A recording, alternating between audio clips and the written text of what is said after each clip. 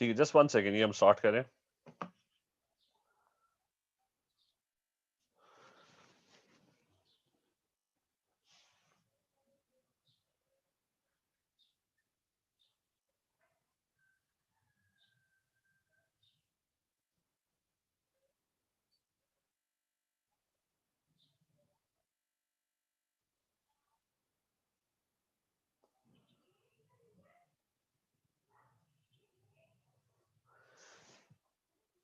चलिए, let's start. ये screen पे आ जाएगा. ठीक है, it's May June 17, 1-2 जो भी we'll try and revise the topics that we go through. ठीक है, starting with this is MCQs. So starting with the uh, first question, and I would need a data booklet as well. Just a second. Let's open a data booklet. Screen नजर आ रही है सारों को? Mirail, can you see the screen? Imran? Yes. ठीक है. अच्छा, starting with the first question, in which species are the number of protons, neutrons, and electrons all different? Okay, so that's probably going to be which one? Okay, it's going to be an ion because its electrons and protons are different. So I think, which one do you think is going to have? Maybe let me just quickly check this one. Okay, it's 11 protons. There are 10 neutrons, 10 electrons, sorry. And there would be how many neutrons? That's going to be 12. Okay, so that's going to be B, which would contain 9.03 into 10 raised to the power 23 oxygen atoms. So the first thing we're going to do is we're going to convert that quickly into moles. How do you convert that into moles? Take out your calculator. It's going to be 9.03 exponent 23. Okay, you're going to divide that by 6.02 e power 23, and that basically gives me 1.5 moles. Okay, so I have 1.5 moles of oxygen atoms. Okay, remember the focus is on oxygen atoms. So we are looking for oxygen atoms. So if you have 0.25 moles of aluminium oxide, uh, aluminium oxide is Al2O3. That means it has one molecule has 3 oxygen atoms. So if you multiply 3 by 0.25 moles, that would not give you the correct value. ठीक है, one aluminium oxide is Al2O3. जिसका मतलब है one molecule has 3 oxygen atoms. So 0.25 moles is going to have 0.75 moles, and that would not be the correct answer. The correct answer is going to be, it's going to be SO2 molecule, because SO2, one molecule contains 2 oxygen atoms. So if you have 0.75 moles, you double that. So it would be 0.05 multiplied by 2, which would give you 1.5 moles of oxygen atoms. Next one is that in some fibers there's a reaction between powdered aluminium and barium nitrate. So aluminium plus barium nitrate, that's the reaction that's happening. And heat is evolved and unreactive gas is produced and all nitrogen atoms are reduced. So that's the only information that's given. That an unreactive gas is produced, which is definitely going to be N2. So it's either this one or this one. Nitrogen is the inert gas. You can remember in organic chemistry, nitrogen is everywhere. 78% of air is nitrogen. So that's the unreactive gas that is produced. So it could be C, or so you basically have these two options. Okay, try to eliminate as many options as quickly as possible. Okay, you don't have time, you have to be very quick. So C and D, which one is the correct one? He's saying that all, now both equations are. Sorry. I said, so the next thing he had said was that they were getting reduced. Now N2 is 0. And what is NO3 minus 1? NO3 minus 1 is, like if you have NO3 minus 1, then N would be plus 5, because oxygen is minus 2. So 3 times minus 2 is minus 6.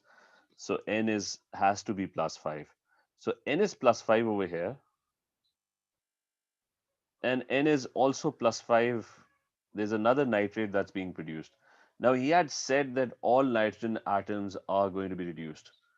So each one of them had to be reduced. So it can't be option D because there's still some NO3 left. Not all of it is getting reduced. So the only option that's left is going to be option C, because all nitrogen atoms are getting reduced, are getting converted into N2. So is this clear? Bhaskar, is this clear? Yes, sir. Isaac, clear? So next is okay. Now next is which organic compound has the highest boiling point? Okay, you have to be very quick with this. Intermolecular forces. You have three types of intermolecular forces, and hydrogen bonding is the strongest if the sizes are approximately the same. Okay, you have three intermolecular forces. There's hydrogen bonding, there's permanent dipoles, and there is van der Waals forces. The first two are van der Waals forces. Okay, both of them. The first two are van der Waals forces. They're completely non-polar. They only have carbon and hydrogen bonds. Uh, the second one has a dipole because it has CO. If an organic molecule has CO, that's basically RC double bond O, and it's going to have a dipole because oxygen is electronegative and so carbon would have a partial positive charge. When do you have hydrogen bonding? Hydrogen bonding is when you have an O that is directly bonded to H. Whenever you have an OH, that is a molecule that's going to have hydrogen bonding in it, and it's an alcohol, which is why it's going to have the highest boiling point. Hydrogen bonding happens when you have the highest electronegative elements like fluorine, oxygen, or nitrogen when they're directly bonded to hydrogen. That's when hydrogen bonding happens, and lone pairs are available on these atoms. Like N, F, and O have lone pairs available. So it's going to be D. Next is at a temperature of 2500 kelvins and a pressure of 1 into 10 to the minus 4 pascals, a sample of 0.321 grams of sulfur vapor has a volume of, so the volume is given. And you're being asked what is the molecular formula of sulfur under these conditions. Now, when you're given, when things are not at room temperature and pressure and you're dealing with gases, uh, it is a gas, you use the ideal gas equation, which is PV is equal to nRT. You can remember when RTP is not used, that's when ideal gas equation comes in. If you want to find moles, or if you want to find temperature or volume or pressure, that's when ideal gas equations they're being used. So the pressure has to be in pascals. So the pressure is given, that's 1 times 10 power minus 4.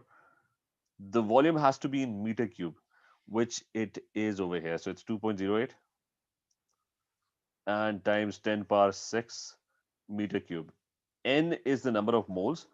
Uh, Now the mass is given. Now using mass, which is 0.321 grams, mass divided by the MR is going to give you moles. The MR is the one that we have to figure out. We need to figure out the molecular formula of sulfur, and that is only possible if the MR is with us. We don't know what the MR is. And then you have R, which is 8.31. And then you have temperature, which is given as 2500 kelvins. So you multiply it with that. So try and use your calculator to find the MR. It's going to be 0.321. You can make sure you use your calculators very carefully into 8.31 into 2500. Uh, I'm going to take the MR to the other side, so it's going to be divided by this whole thing. Make sure everything is kept in brackets. So this thing would be divided by 1e minus 4, and then it's getting multiplied by 2.08 E6, and I'm getting 32. So I'm getting 32. The MR is coming out to be 32. If you do the calculation, I think I did that correctly. Somebody could check this. The MR is coming out to be 32. That means there's only going to be just one sulfur atom in the molecule. So it's probably going to be A because you're just getting uh, 32, which is basically one sulfur. Then you have, and sulfur usually has this formula. In inorganic chemistry, it's usually S8. But probably the temperature is very high, so that means the bonds have been broken, so it's probably a single sulfur atom. Sir, But the this question, PV is equal to nRT, do we use this equation when we don't have ideal conditions? nahi, I mean, there's no word as ideal conditions. We use it when it's not RTP. When it's not? I said, I mean, there are two things. I mean, there's no such thing as ideal condition. Well, what do you mean by ideal conditions? Matlab, I guess where the gas is in its inert state or its original state. नहीं नहीं एक है कि the thing is uh, I said there are two things. One is in O levels you've been studying moles and you have learned that 1 mole of gas occupies 24 dm cube at RTP. But that is only true at RTP. ठीक है? If the conditions are not at RTP, then you use PV is equal to nRT. ठीक है? You always use PV is equal to nRT. That's one thing. What you, I think, are suggesting is that when we talk about ideal gas, a gas is going to behave more ideally if the temperature is high and the pressure is low. I mean, usually things behave as, for example, take water. When would water behave as a gas? It would behave as a gas if the temperature is very, very high. But if you apply ideal gas equation to water at 20 degrees centigrade, your calculations would be completely wrong because water would not be in gaseous state. Gases usually exist at high temperature. Gas behavior occurs at high temperature, not at low temperature. Ibrahim, is this clear? Yes. And gas behavior also happens at low pressure. Low pressure means that the spaces between the gas particles would be low pressure means greater volume. So gases, I mean, gas particles have to be very far apart from each other. I mean, that is what gas behavior is. Well, the first chapter that you studied in O levels in kinetic particle theory, you studied that the intermolecular forces in gases are negligible, and they can only be negligible if the temperature is very high. The particles can break those intermolecular forces because they're very, very energetic. Uh, and the pressure has to be low so that particles are very far away from each other. Because if you used high pressure for a gas, the particles would all be sticking to each other because you're compressing it. Okay? So remember, an ideal gas equation, I mean, this PV is equal to nRT becomes more accurate under these conditions at high temperatures and low pressures because that's when most things behave as gases. Okay? Not at low temperatures and not at high pressures. Is that clear? Yes, sir. ठीक है बाकियों को भी is this clear? Ethan, did you get this? Minahil? Yep. It's clear. Okay, next one is which reaction involves a decrease in bond angles at a carbon atom? So basically, he's talking about the bond angles at the carbon atom. So the first one is bromoethane reflux with ethanolic sodium hydroxide. Now, for this, we would probably look at the reactions of halogenoalkanes. So I'm going to quickly just have a look. Okay, let me see if we have it in front of us. Okay, this is actually halogenoalkanes. Okay, so no, this is not halogenoalkanes. This is alcohols. Just a second. Let me see if we can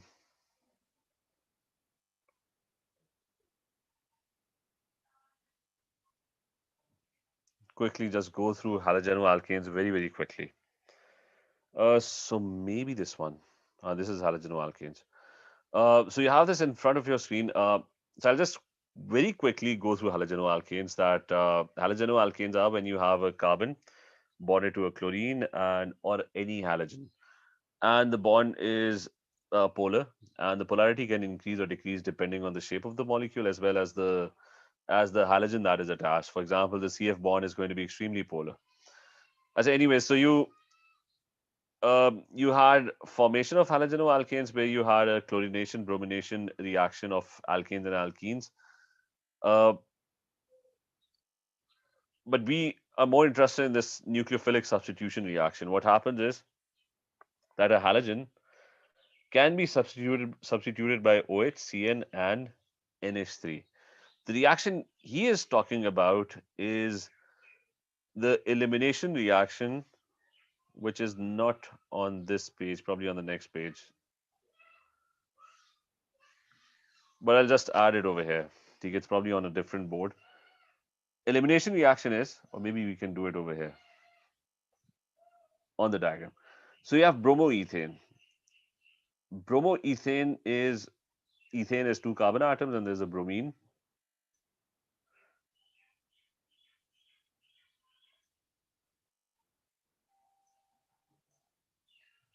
Now this is bromoethane. What happens if you used ethanolic NaOH is that the bromine atom is removed and a hydrogen atom is removed next door, and a double bond is formed between the two carbon atoms. This is an elimination reaction. It ends up forming an alkene. Uh, so he's talking about bond angles. So previously, before an alkene was formed, carbon was making four single bonds. When it's making four single bonds, the shape of the molecule is tetrahedral. Four bonds, the shape around the carbon atom is tetrahedral.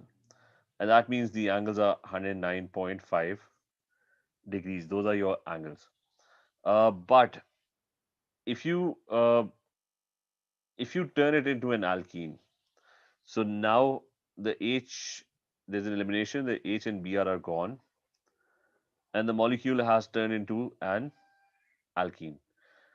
If it turns into an alkene, now the carbon has three pairs of bonds, and the shape is going to be fan shaped. I mean, look at the carbon atom over here. It's forming a double bond on one side and two bonds on the other side. So it's going to be fan shaped. It's going to be trigonal planar, and the angles are going to be 120 degrees, which basically means that the angle is increasing.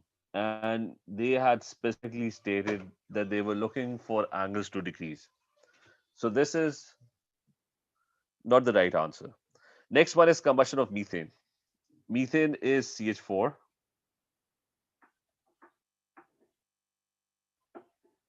And what is the combustion product? It's CO2. CO2 is this thing.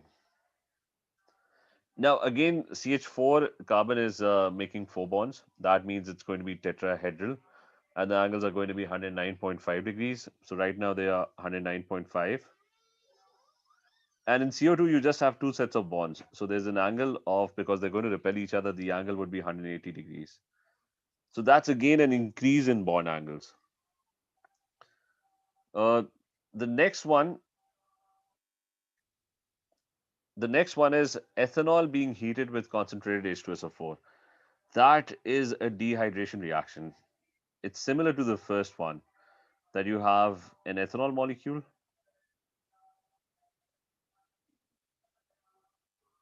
and it has OH.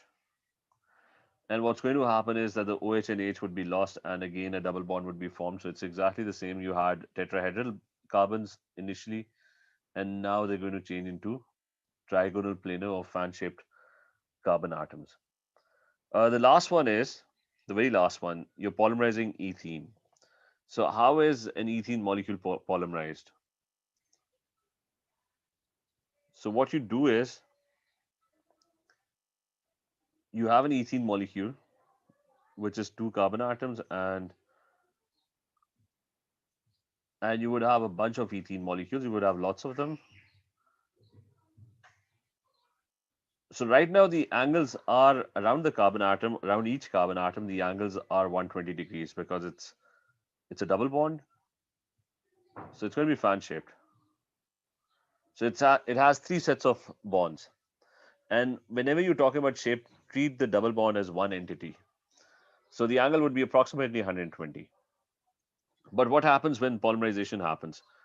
What happens is that the double bond between the carbon atom, it breaks, and when it breaks they start to link up, and that's how a polymer is formed. And now the carbon atom is making four bonds. If it's making four bond, its shape around the carbon atom would be tetrahedral, and the angles would be 109.5 5 degrees. So that's a decrease in bond angle. So D would be the correct answer of this question. ठीक है, is this clear? Baza, is this clear? Aiza? Yes, sir. That's the next one. In the high temperatures of car engines, nitrogen, so there's this reaction happening, and you're being asked to draw the reaction pathway diagram. So it's an endothermic reaction, which means energy is being taken in. So B or D would be the correct, or even C. I mean, this is not going to be correct. This indicates a loss in energy. Okay, the products need to be at a higher point because it's an endothermic reaction.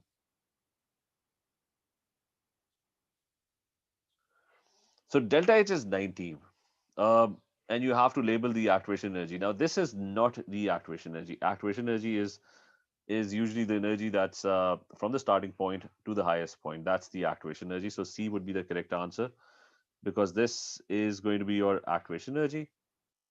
From the starting point, the amount of energy that is initially needed to activate the reaction, because you need to break the bonds that are present initially. So you need energy. So that's the energy that is needed from the starting point to the highest point.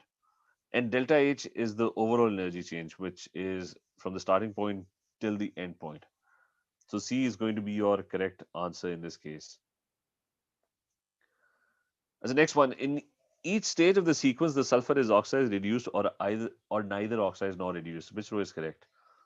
So the first one, that is clearly an oxidation. I mean, you can find the oxidation states, but oxygens are getting added, so that's oxidation. What about stage? I mean, the first one is the oxidation. Okay, so B, C, D incorrect. A would not be correct. Let's look at the second stage, H2SO4. What's happening there? You can find the oxidation state.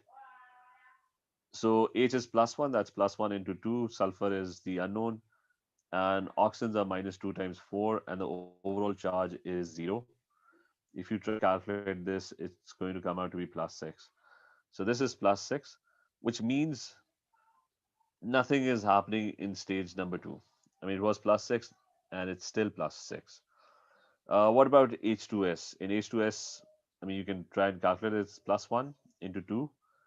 Sulfur is the unknown, and it's 0. S comes out to be -2. So But sir, in that's stage 2, if you look at the oxygens like SO3 and now it's SO4, why can uh, it work? Like it's still gaining one oxygen, so why no, is it not oxidation? no, the problem here is that it's gaining oxygen, but it's also gaining hydrogen as well. Okay? Acha, yes, okay. Gaining hydrogen is reduction, gaining oxygen is oxidation. Like, and remember that gaining one oxygen is the same as, or and you're gaining two hydrogens at the same time. The effect would cancel out. I mean, if you want to think it Yeah, that way. it would be the same.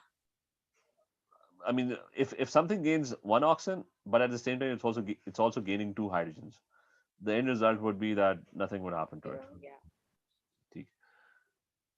Achha, so it's getting reduced. So it all depends on the last one. So we have to check every stage. SO2 is +4. So that's again oxidation. So C would be the correct answer. S is +4. As I remember, this gain of oxygen and this loss of hydrogen, etc., these most of the time they don't really work, and they can cause confusion. Uh, like even over here, for example, let's say there was no, let's assume there's SO3 and now it's SO4 2 minus. Both of them, they have the same oxidation state. So just remember, gain of oxygen, be careful with gain of oxygen and loss of hydrogen, etc. They most of the time they don't really work. I mean, these two have exactly the same oxidation state. So to actually be very sure about oxidation state, you would have to calculate the oxidation state. Baza, is that clear? Yes, sir.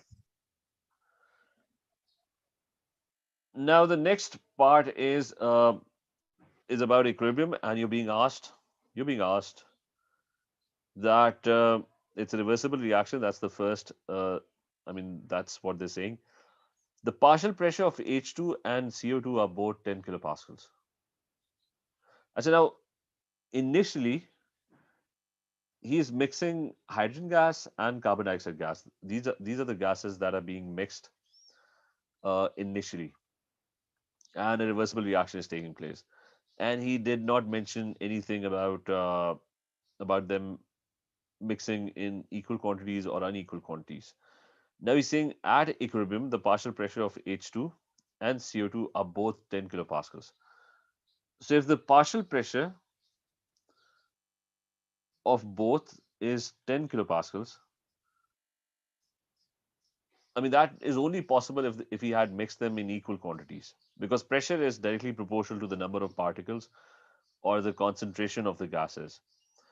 So if you're getting equal pressure in the container, that means both of them are present in equal amount.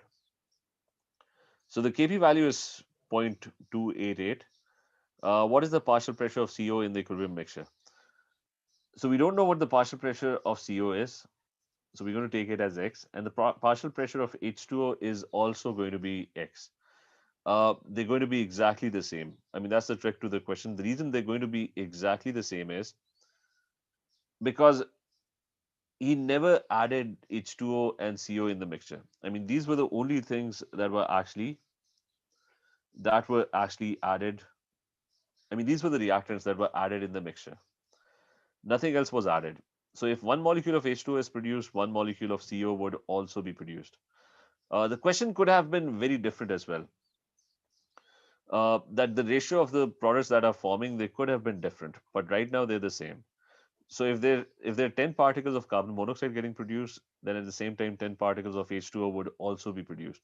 So both of them are going to be produced in equal quantity, which means that if this has a pressure of X, this other gas would also have exactly the same pressure.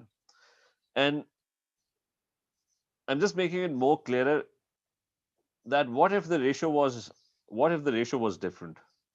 What if the ratio was instead of 1:1 ratio, it was 1:2? Then the partial pressure of this gas would be double the partial pressure of this thing. Because if there were 10 particles of this getting produced, then there would be 20 particles of carbon monoxide getting produced, which is not the case over here. Okay, so you're going to take the pressure of carbon monoxide as the unknown X, but water would also have exactly the same pressure. And when you use Kp, Kp is the partial pressure of the products, which is going to be X into X in this case, divided by the partial pressure of the reactants, which is going to be 10 kilopascals into 10 kilopascals. And it's going to be 0.288 multiplied by 100, and then you're going to take the under root to find the value of X. So if you try and solve this, it's going to be 0.288 into 100, and then you under root this thing, and it's coming out to be 5.37. You can just make sure you get this. So I'm just going to repeat everything. I mean, although most of you would have gotten this right, but be very careful that pressure and the number of particles are proportional, which is why you could use concentration as well as pressure when you're trying to calculate the equilibrium constant. So just be very careful that the partial pressures would exist in the same ratio as the moles, provided that they're getting produced in equal amount. Okay? So if this had a partial pressure of X, the other one would also have a partial pressure of X as well. So what was Kp? Kp was the ratio of the products divided by the ratio of the reactants. Anything that's at equilibrium, its products and reactants, their ratio would remain a constant. Uh, and it could be the ratio of the pressures, because for gases it's going to be pressures, because pressure is proportional to number of particles. And for solution, something in solution, it could be the ratio of the concentration. Is this clear as well? Rida, is this clear? Yes, sir. Ethan? So I have a question. Yes. Why is it 0.288 times 100 square root? I mean, I'm trying to solve this thing. So it's 10 into 10 is 100, right? I mean, just think. Yeah. Try and solve this. It's going to be Kp, which is 0.288. You take the two tens on the other side, it's going to be 0.288 times 100, right? And on the other side, you're going to have x square. The numerator is x square. Yeah. So you under root. All right. Ethan, is this clear? Yeah. Okay. Thank you. Okay, next one. The reaction. So there's this reaction happening, another reaction at equilibrium. And he's saying the reaction is investigated at 200 kilopascals and 700 kelvins. And the value of the equilibrium constant Kp is found to be Y. The reaction is then investigated at 1000 kilopascals and 700 kelvins. And the value of Kp is found to be Z. So how do you compare the two Kp values? Now remember equilibrium constants, whether it's Kp or whether it's Kc, it only changes with one thing. It's a constant. Constants don't change. Most of the time, they don't change. Uh, there's only one factor that changes it, and that is temperature.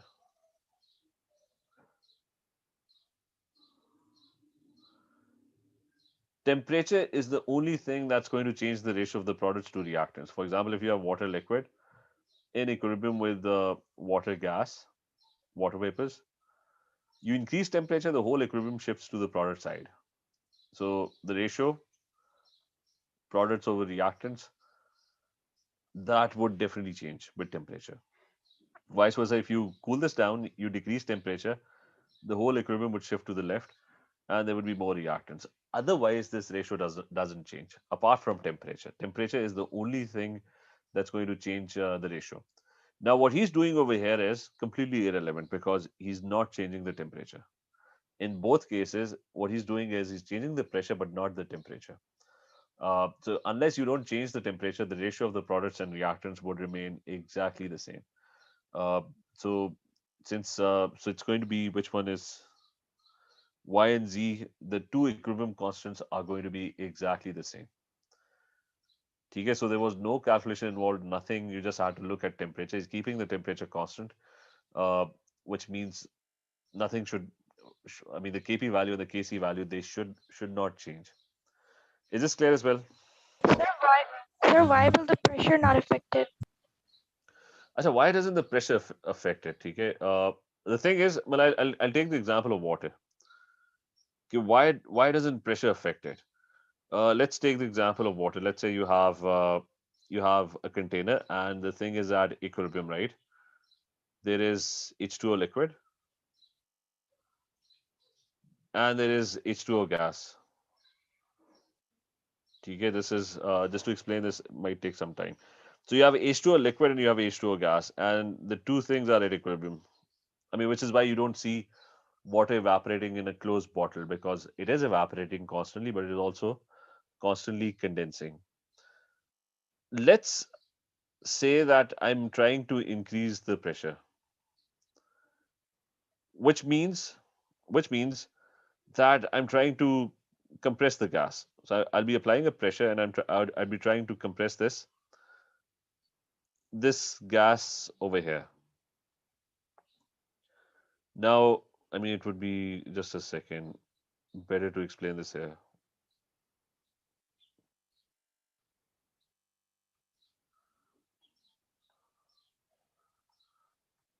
So here, let's say I have a container and I have a movable piston.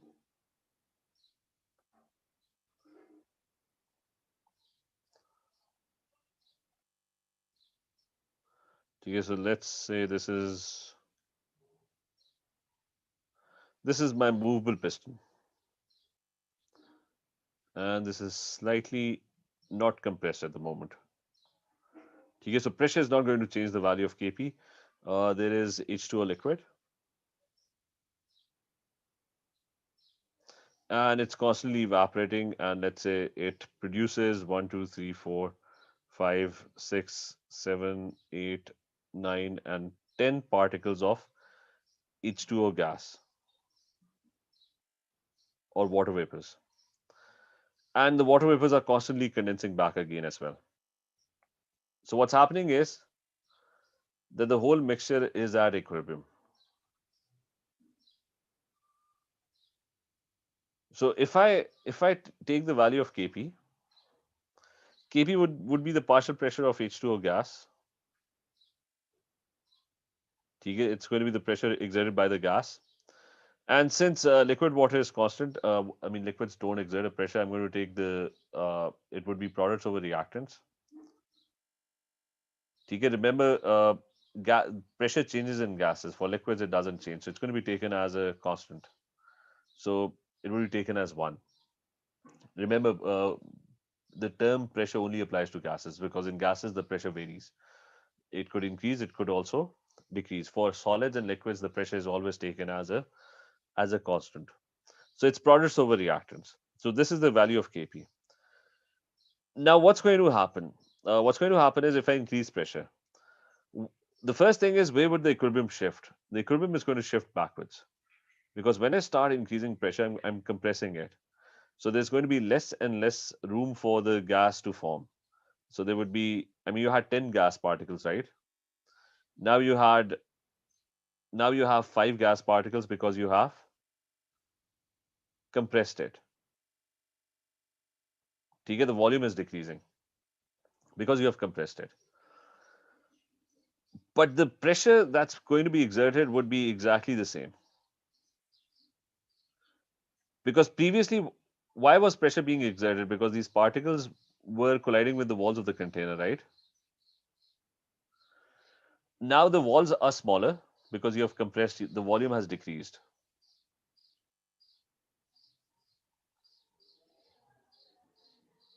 If volume decreases, what happens? According to your ideal gas equations, the pressure should increase, right? Baza, is this point clear? If you decrease volume, the pressure should? Decrease, sorry. Sorry, pressure should increase. I mean, whenever you compress something, the pressure should? Yeah, increase. Increase. But we are saying that the pressure remains constant. Why is that happening? Whenever you compress, whenever you decrease volume, the pressure should increase, right? What's happening is that the equilibrium actually shifts and favors the liquid because there's less room for gas to form, right? So the amount of gas would automatically decrease. I mean, this is the Schaeffler principle, that if you change pressure, the equilibrium would shift and favor the side which has fewer gas moles. Bhaskar, is this point clear as well, that the equilibrium would shift backwards? Yes. So if it shifts backwards, the number of gas particles become lesser.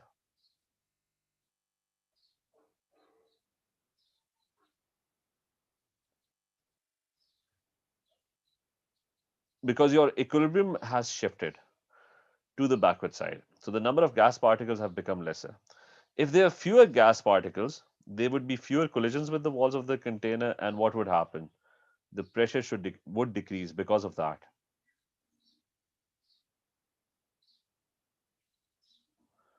So let me explain this again. You have compressed it. You've compressed the container, right? Immediately what would happen, or what should happen, that the volume has decreased, so the pressure should increase. That's basic gas equations. That's PV is equal to nRT. Whenever you compress, the pressure would increase. But whenever you compress it, the gas or the equilibrium shifts backwards. So there are fewer gas particles. If there are fewer gas particles, the pressure would be lesser because there would be fewer gas particles and there would be fewer collisions with the walls of the container. So the two things are going to cancel each other out.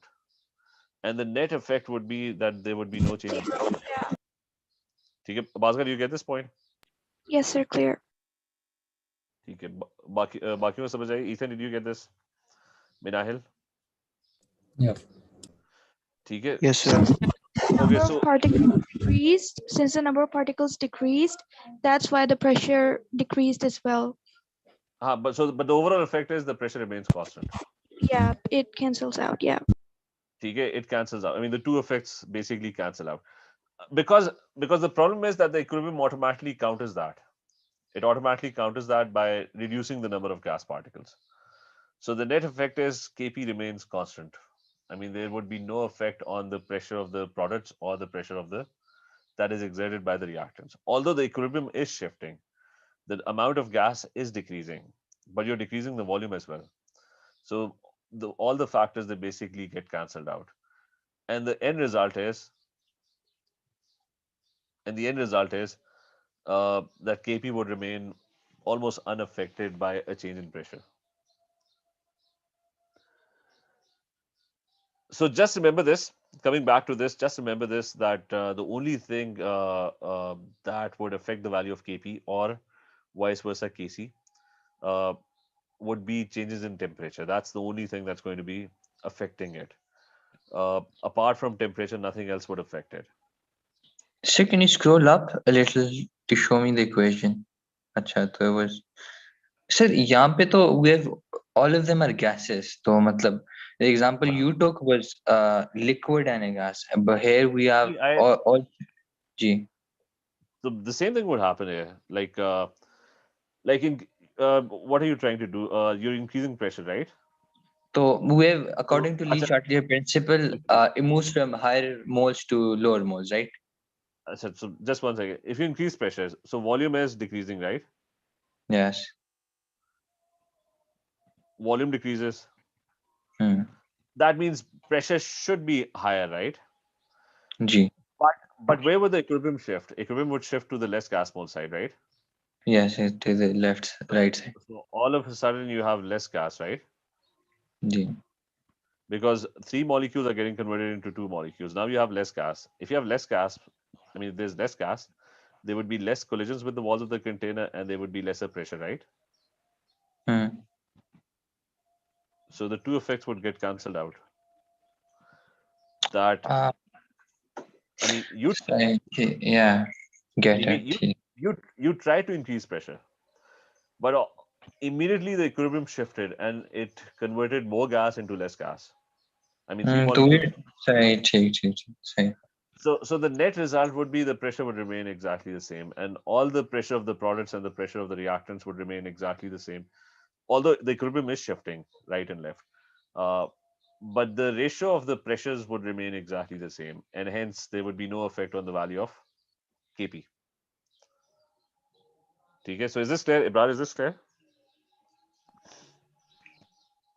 Yes, sir. So next is about the Boltzmann distribution. You have which row correctly describes the effect of adding nickel to the reaction vessel. Now this is the Boltzmann distribution. Quickly explaining, you have gases in a container. Let's assume there's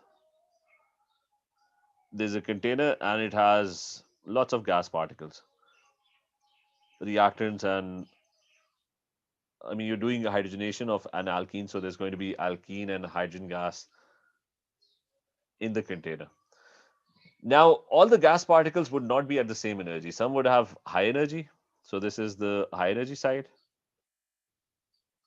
But there would be very few high energy particles. The height of the graph is the proportion of molecules or the number of molecules. So at very high energies, you won't have a lot of particles. Similarly, you won't have a lot of particles at very, very low energy. Most particles would be around this average energy. So the proportion of molecules, the number of molecules at, I mean, the center point is your average energy. I mean, look at your room, the gas particles in your room. Those gas particles would not all be at the same energy, but they would on average have the same energy. Most of them would be close to 25 degrees centigrade. Some would be slightly higher at 26, at 27. Very few would be at 40 degrees centigrade, or very few would be at minus 10 degrees centigrade. Most of the particles would be hovering around this average energy. So the proportion of particles at average energy, they're going to be higher. So the curve is going to be higher at this point, and it's going to be lower at high energy side and lower at low energy side. Now we're saying what happens if you add a catalyst. Now, if you add a catalyst, you're not actually disturbing the energy of the particles. The energy of the particle remains exactly the same. So the shape of the graph or the shape of the distribution of particles according to energy, that would remain exactly the same. So adding a catalyst does not affect which particles have what amount of energy. Uh, the amount of energy is only disturbed if you increase temperature or if you decrease temperature. So the shape would remain exactly the same. Then there was this activation energy point. Now these were the particles that had higher energy compared to activation energy. they had molecular energies that were greater than the activation energy. These are the particles that are going to take part in the reaction. They have more energy, and that energy is greater than activation energy. These other particles, they're not going to take part in the reaction because they don't have enough activation energy. So what happens if you add a catalyst? If you add a catalyst, the activation energy point, it becomes lesser. It shifts backwards. So now the number of particles that can actually take part in the reaction or can have energy that is greater than activation energy, that increases, which is why you have a faster reaction, which is why you have more successful collisions if you add a catalyst. So the distribution of energies is the same. The particles still have the same energy levels, except that it has now become easier for the reaction to happen because the activation energy point is lesser. The particles don't need a very high amount of energy to take part in the reaction. So activation energy decreases. I mean, you could have done this without even understanding all of that. You already know that adding a catalyst would decrease the activation energy. Okay, is this clear? Yes, sir. Yes, sir. So next one is elements. So next one is elements magnesium and sulfur each form double charged ions. How do the atomic radii and ionic radius of these elements compare? So remember, if you have Mg, Mg is 2, 8, and 2. So when it forms an ion, the outer 2 electrons are lost. So Mg2 plus is definitely going to be smaller. Like once the outer shell is lost, it's going to be smaller. So it's going to be either A, because Mg2 plus is going to be smaller, or which one? B as well. But when you form negative ions, they gain electrons. Like if you have sulfur, you're gaining extra electrons. So the size of the ion increases if you add more electrons to it, because the extra electrons, they're going to repel each other. So which is why they would be slightly further apart from each other. So S2 minus is going to be greater to the sulfur. So always remember that negative ions are bigger than the atoms.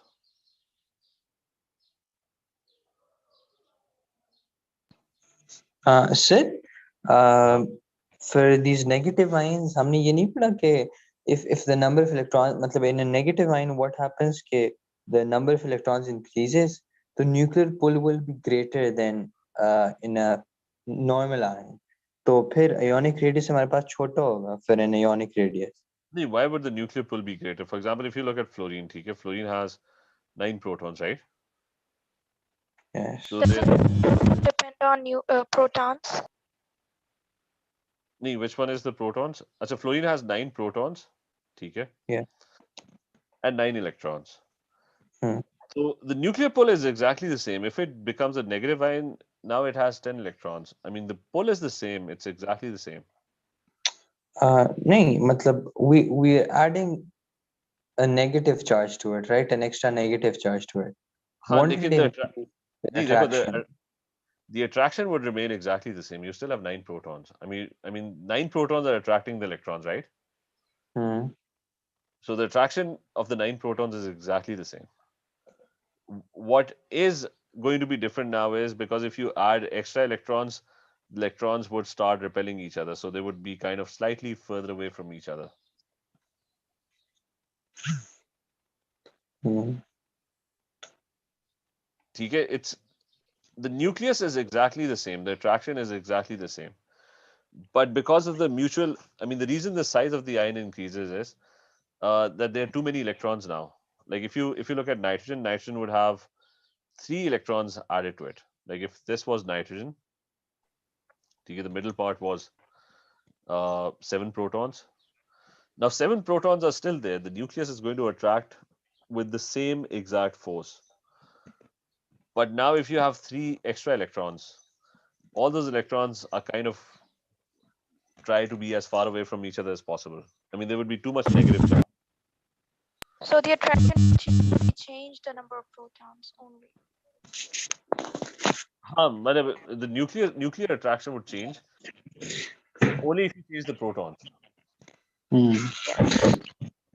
Sir, I will send you a question after this. जिसमें मतलब it's the same. We have an MCQ जिसमें ऐसे ही कुछ scenario, and what we get is के the negative ion is smaller than the normal ion. No, that's not possible. Well, again, send me the question, but that's not possible. जी चलो सही है वो send. ठीक है.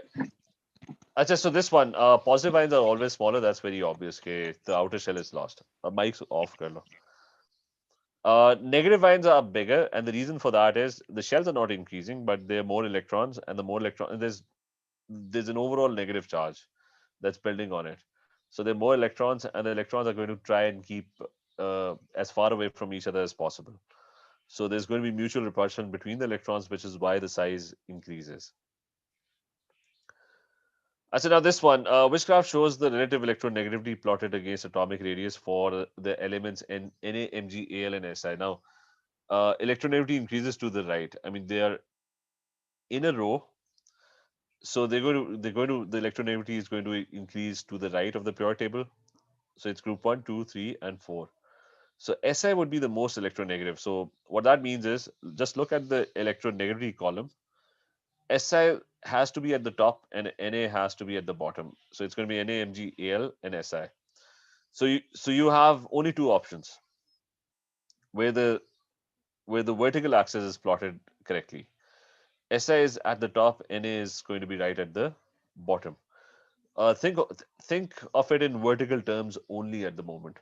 Don't think in horizontal terms. Okay, I'm just focusing on the electronegativity axis right now. So both of these, the electronegativity axis is correct. Silicon is the most electronegative. The other side is the atomic radius. What happens to the atomic radius as you move across the period? The atomic radius, Na has 11 protons, Mg has 12 protons, Al has 13 protons, silicon has 14 protons. They have the same number of shells. Since they have the same number of shells, the protons are constantly increasing. And since the protons are increasing, that means the shells would be held tighter together. I can show you a graph of atomic radius across the period.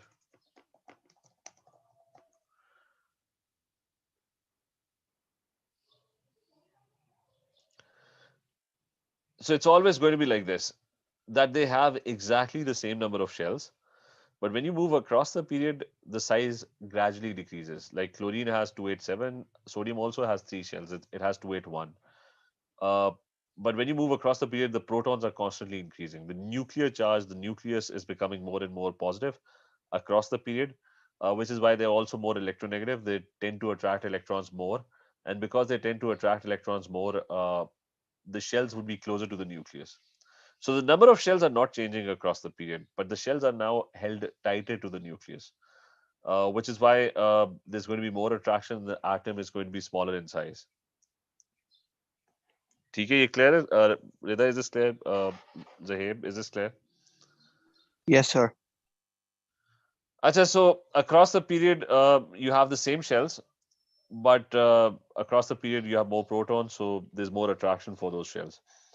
So the correct answer, now look at the atomic radius. Na would be the biggest, Mg would be smallest, Al would be even smaller, and Si would be the smallest across the period. So when you're moving to the right of the periodic table, Si would be somewhere over here. There's Na, there's Mg, there's Al, and then there is Si. Si would be the smallest. So Si is the smallest. So now think in vertical direction. In vertical direction, Si, Al, Mg, Na are plotted accordingly. So B would be the correct answer of this question. So like in electronegativity, हमारे पास, so don't we, aluminum is actually on the right side, मतलब than magnesium, right? Compared to magnesium. So won't it be more electronegative? So it is more electronegative. For electronegativity, think of it in vertical axis. Now vertical axis, देखो. Ignore the horizontal.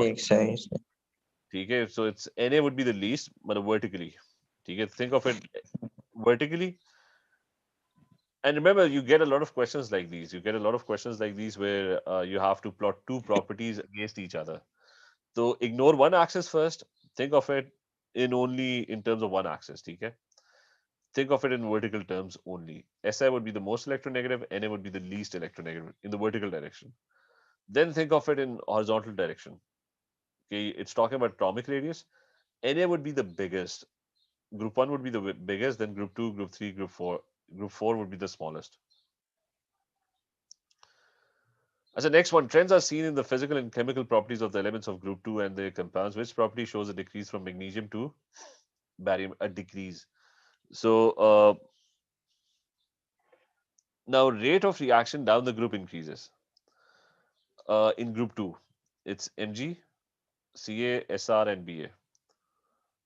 The rate increases. Why does it increase? Because the metals become more reactive. Why do they become more reactive? Because it becomes easier to lose electrons. I mean, metals, whenever they react, they tend to lose electrons. So it would be a lot easier for barium to lose electrons because it's a big atom, it's very shielded.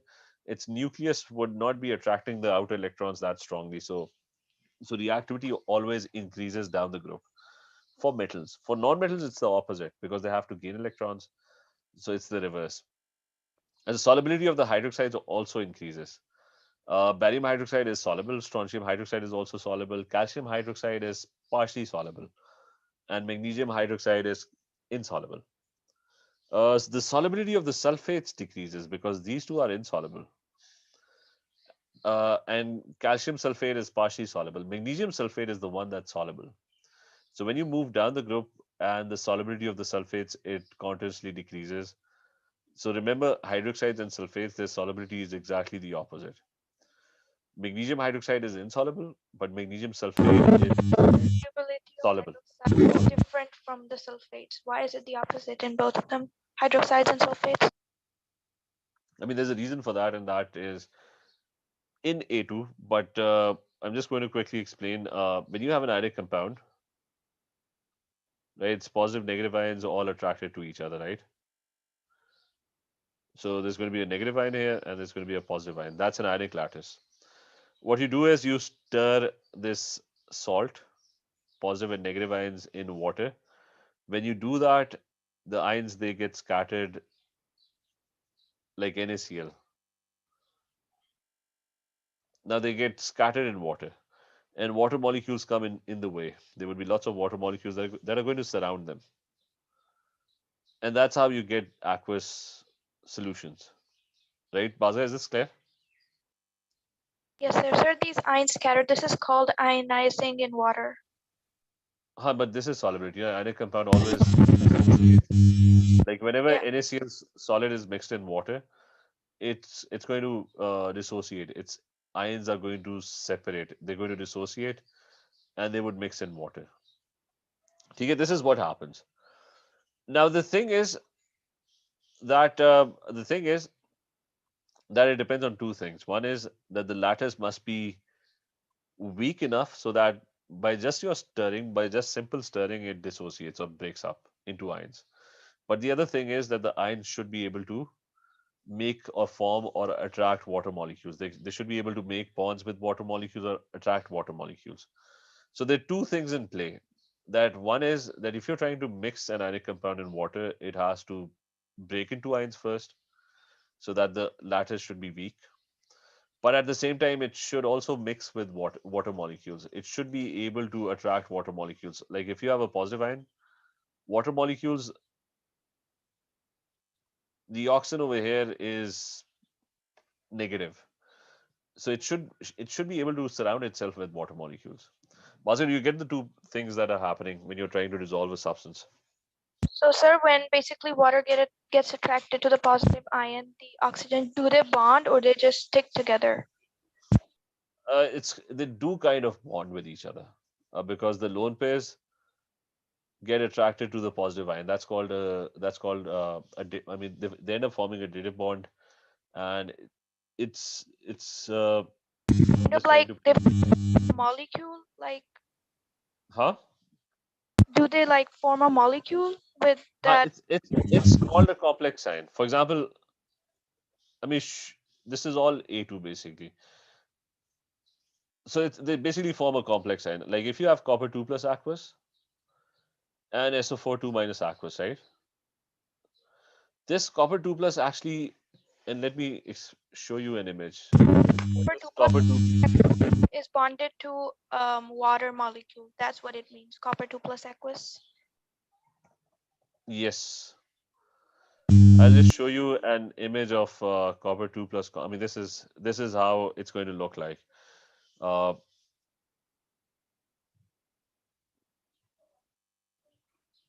yeah, probably this one. So the copper ion in the middle ends up attracting water molecules and ends up bonding with it.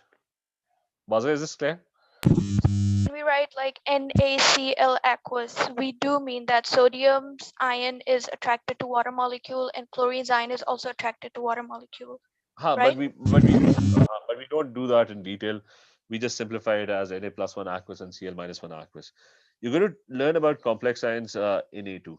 Now the thing is that solubility depends on two things. One is you should be able to break the lattice first, and then these complex ions should be formed in water. Now, if one of this is difficult to happen, then the substance would not be soluble. Like it should be able to attract water molecules, like the way copper ion does over here. That it takes all the oxygen lone pairs and attracts them to itself. Copper is 2 plus. So that is why solubility varies a lot from substance to substance. ठीक है, Bhaskar, is this clear? Yes, sir. Clear. Achha, but this is not important. What in AS, what you just need to know is that the solubility of hydroxides increases down the group, and solubility of sulfates increases up the group or decreases down the group. So in this case, the decrease is the solubility of the sulfates. Okay, this is all A2. This is all what you're going to study in detail in A2. The next one is calcium oxide is added to water and the resulting mixture is filtered. The filtrate is X. So I think calcium oxide added to water, it's definitely probably going to form calcium hydroxide, which is partially soluble. So I think that the thing that they're trying to filter is this thing. Uh, Now, when carbon dioxide is bubbled through, a white precipitate is formed. Now, calcium hydroxide is a base, and carbon dioxide is an acidic gas, and they would end up forming calcium carbonate. Um, so, white precipitate is formed, right? Equation for the reaction of filtrate X with carbon dioxide, and so filtrate X.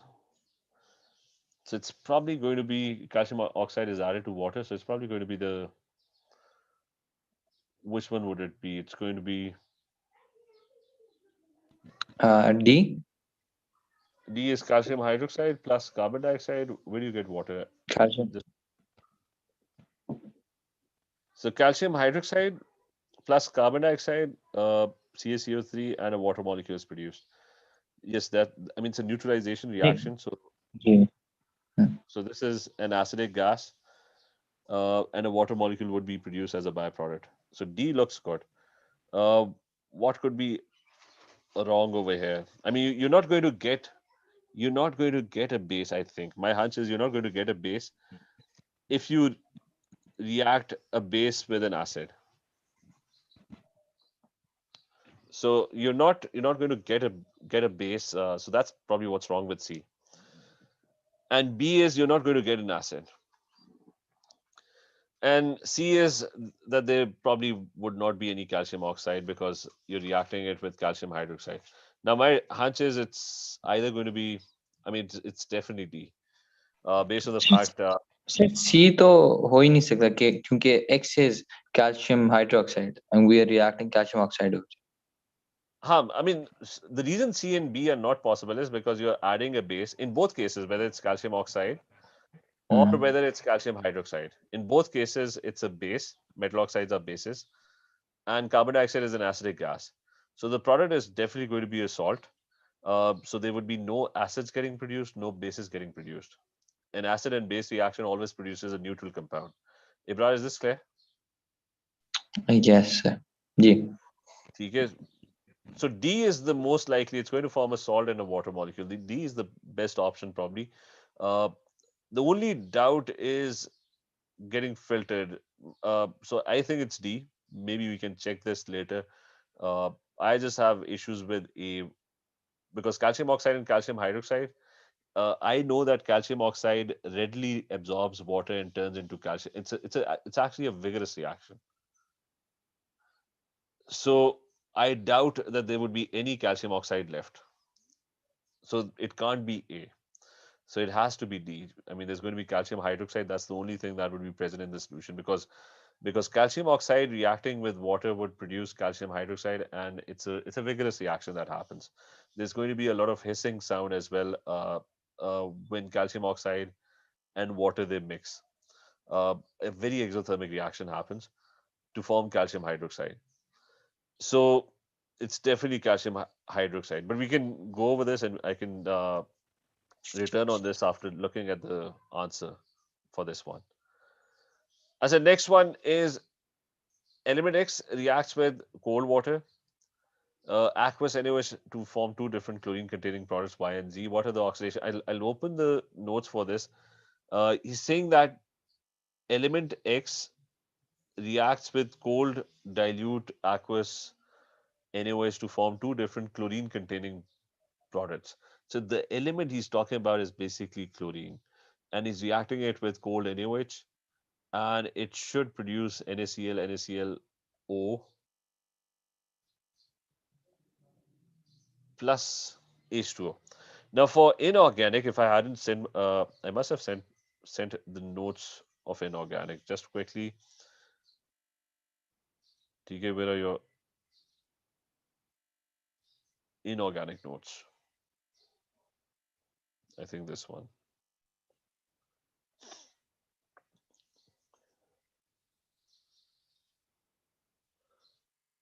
So the question was about chlorine. So in halogens, TK, remember inorganic is mostly just memorizing these reactions. TK, not much to it apart from memorization. I'll probably share this. I must have shared this once. Uh, this reaction over here, the disproportionation of Cl2. Cl2 reacts with cold NaOH to form NaCl, NaClO, and H2O, which is sodium chlorate 1. Cl2 with hot aqueous NaOH produces NaCl, NaClO3, which is sodium chlorate 5, and water. So if they had given us higher temperatures, then you would get NaClO3. So you just have to remember these reactions. About the hissing reaction in group 2, if you look at group 2, this is clearly mentioned over here that calcium oxide reacts very vigorously, very exothermic reaction. Even water starts boiling and CaO cracks and hisses when you add water to calcium oxide, which is why I was saying that it has to be calcium hydroxide. The filtrate would not contain calcium oxide once you add water to it. I said, but anyways, both of these reactions are from inorganic, which you just have to remember. This reaction comes very often, almost in all papers. The disproportionation reaction of chlorine with NaOH. Bromine pretty much does almost the same reaction as well. So coming back to the question. So it's this one. And he was asking for what are the oxidation states of chlorine in Y and Z. So two products are formed, Y and Z. Chlorine is -1 over here, but it's +1 over here. Because Na is +1, O is -2, so Cl must be +1 so that the overall becomes 0 because it's a neutral molecule. So it's going to be -1 and +1, which would give you C as the answer. This is sodium chlorate 1. Okay, so just memorization. You just have to memorize this. That's the next question. A powder is known to be either a sodium halide or a mixture of two sodium halides. A sample of the powder was dissolved in water. Okay, just one minute break for Azan.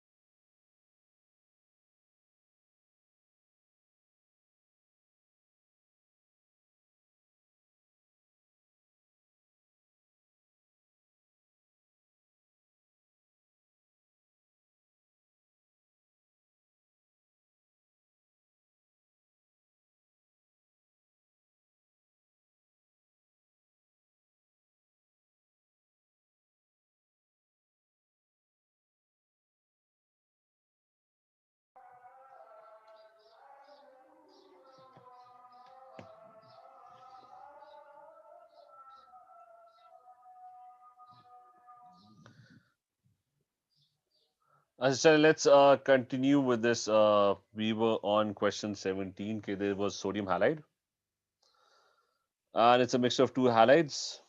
Can you hear me? Ethan, can you hear Yes, me? sir. Mohammed?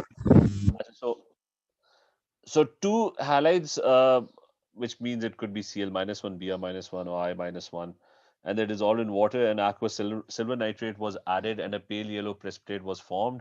When concentrated aqueous ammonia was then added, this precipitate partly dissolved, leaving a darker yellow precipitate. What might the powder contain? Now, so you have three.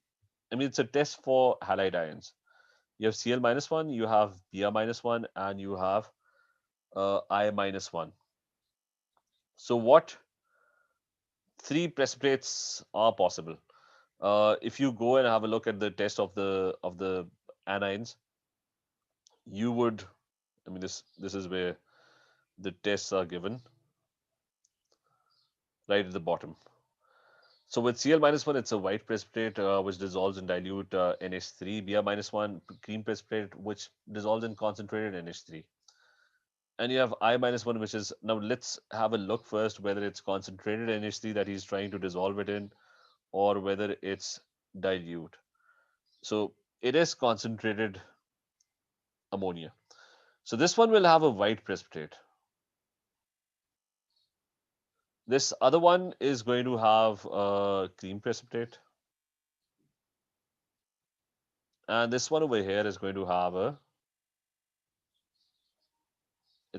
a yellow precipitate. Um, so if you have a mixture of all these three precipitates, it's going to appear yellow, because white plus cream plus yellow, that's basically yellow.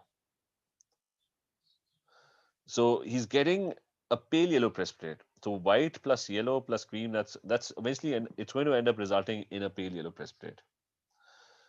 And then the precipitate partly dissolves as well. Now, if it's partly dissolving in concentrated NH3, that means that there must be Br minus one, or there must be Cl minus one, because I minus one precipitate is not soluble. AgI is not as a precipitate, as a yellow precipitate, is not soluble. So since it is partly dissolving, that means it either contains Cl minus one, or it contains Br minus one. But at all cost, it has I minus one. I mean, that's where you're getting the yellow precipitate. So D would be the only option, because the sodium iodide is a must, because you're getting a very dark yellow precipitate. That's for sodium iodide, and it's completely insoluble in concentrated ammonia. So this is a must. This must be there, but it can't be sodium iodide only, because it's also partially dissolving. So it's either Br minus one, it has a Br minus one precipitate, or a Cl minus one precipitate next to it. So the only correct option that you can think of would be D. TK, is this clear? Minahil, is this clear?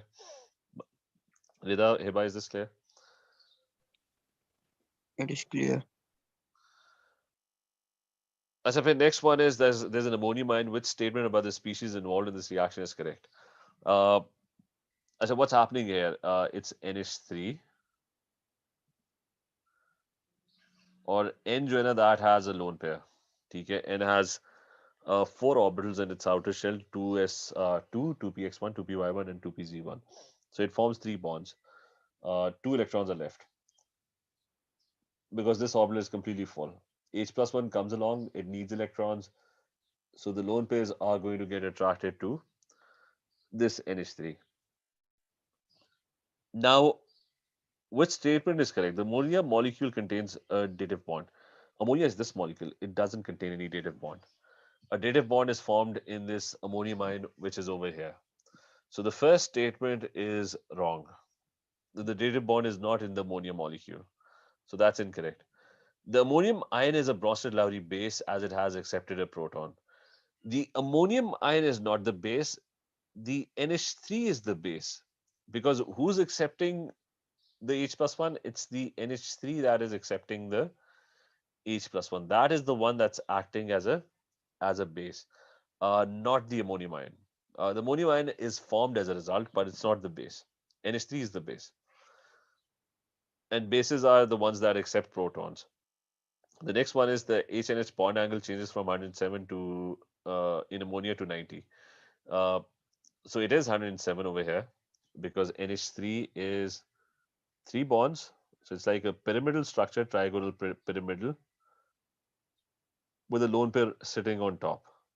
So that is 107 degrees. Uh, but it turns into a tetrahedral structure where you have, it eventually turns into a tetrahedral structure where the lone pair on top would be forming a dative bond with H plus 1 ion. So there would be 3 normal bonds and 1 dative bond on the top. That's a tetrahedral structure. That's 109.5 degrees. So it's not going to be 90. Tetrahedral is 109.5. So the last answer is the correct one, that the number of electrons surrounding each nitrogen atom does not change. It does not change because previously you had 3 bonds over here and a lone pair. Even after forming the dative bonds, there's still the lone. I mean, N has the same number of electrons because in the dative bond, no electron is contributed by the H atom. The H is bringing in nothing with it. It's an H plus 1 ion. So the number of electrons around the nitrogen atom, they remain completely unchanged. Nothing happens to them. So then the next one. Is this clear? The last question. Zaib, is this clear? Yes, sir. As a chemist took 2 dmq of nitrogen gas measured under room conditions and reacted with a large volume of hydrogen gas to produce ammonia. Only 15% of this gas reacted to produce ammonia. So the reaction is N2 reacting with H2 to produce 2NH3. So this is an easy question. Remember, for gases, mole ratio and volume ratio is exactly the same. You don't even have to calculate the moles. So it's 1:2, right? So 2 dm cube is going to produce a total of 4 dm cube gas. Uh, Although, I mean, they're not asking for the volume, so I think it's better to just calculate the moles. How do you calculate the moles of the gas? And is this at RTP? It is at RTP.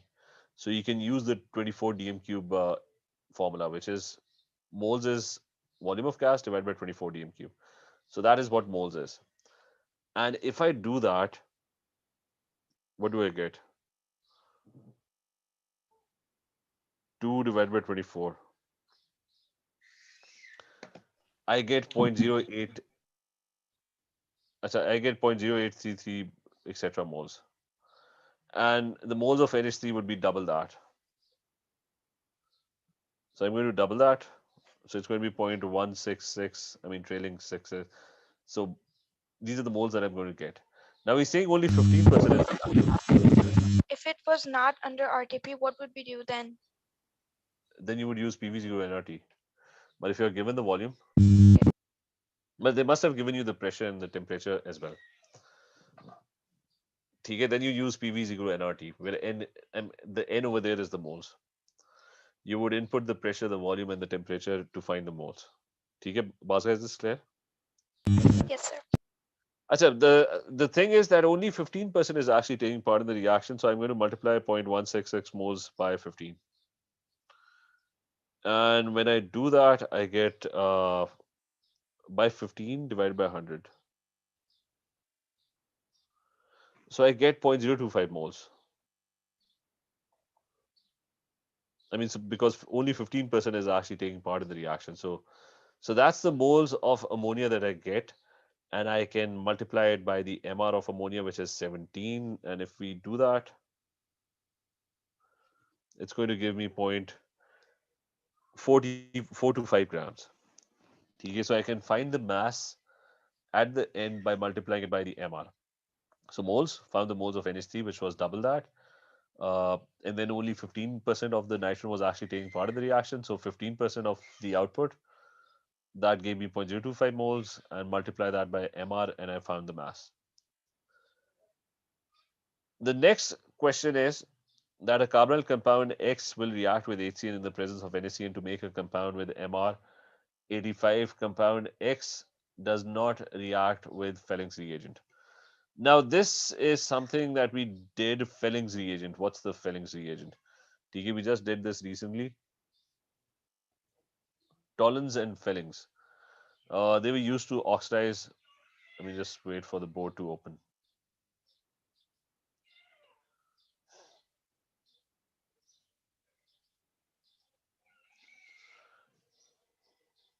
ठीक है, just this is too far back. Maybe at the bottom of this, not this one. Okay, we did nucleophilic addition and we did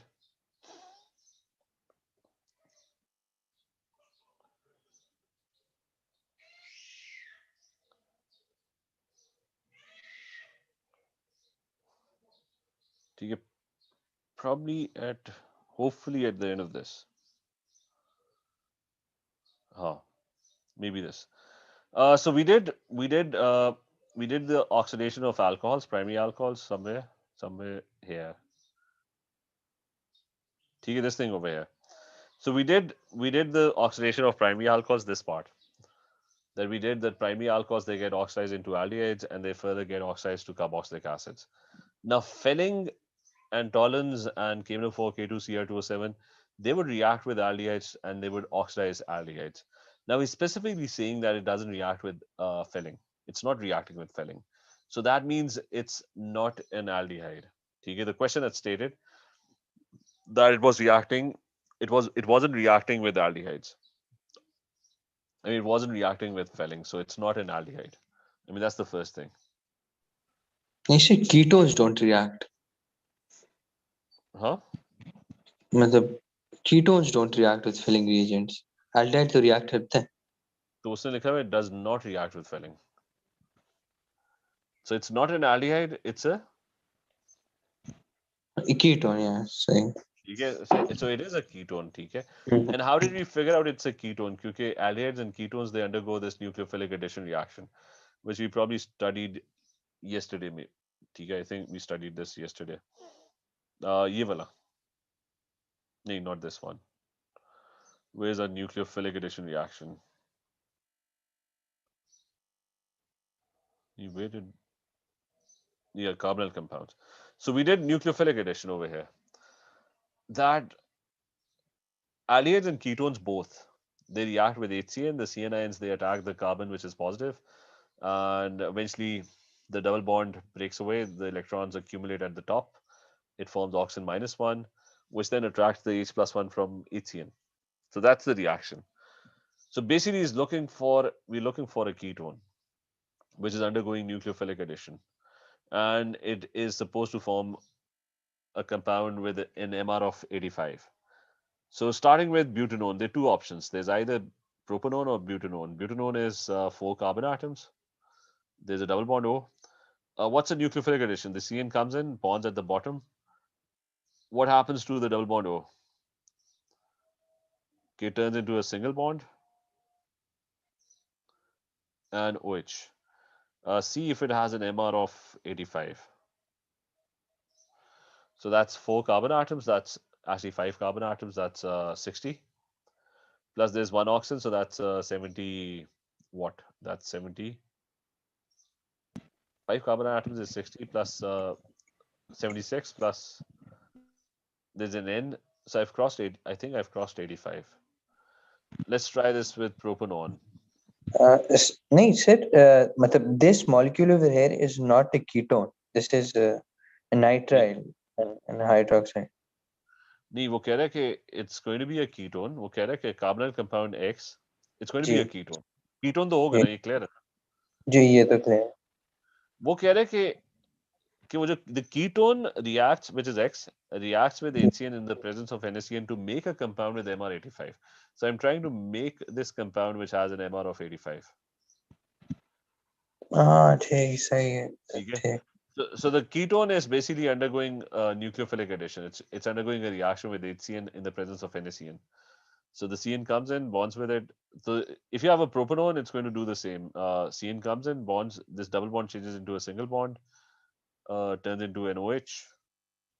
Cyanohydrins are formed. So we were talking about a ketone that is undergoing nucleophilic addition. Now I'm trying to figure out whether the product is going to be 85 or not. So you have these two products. So what is this? 4 carbon atoms. That's 12 into 4. That is. I mean, let's try and do this. So 12 times 4 is 48. Plus there is oxygen, so that's 16. Plus there is another a nitrogen, that's 14. So we're almost there. That's 85. So it's going to be D. Okay, so I'm just going to clarify this question. It wasn't reacting with Fellings, so it wasn't an aldehyde. Because aldehydes, they get oxidized by Felling. So it must be a ketone. And the reason it must be a carbonyl compound is because it was undergoing nucleophilic addition. It was undergoing a reaction with HCN and HCN. So the product should have an MR of 85. This one has an MR of 85, not this one. So you had two options, either take butanone or propanone. Propanone gave you a product that had an MR of 85. ठीक है, ये clear है? Yes, sir. चलिए ठीक है, we'll continue with this फिर next class में, ठीक है? The same paper. ठीक है, Allah Hafiz, sir. Thank you. Try and go through this question. Moles के organic questions और practice करेंगे. Next class में hopefully we'll go try and complete the whole paper. Can anyone just group के अंदर ना just message the paper number so that we can keep track of what paper we're doing, ठीक है? Okay. Okay, sir. Okay, take care. Allah Hafiz. Allah Hafiz.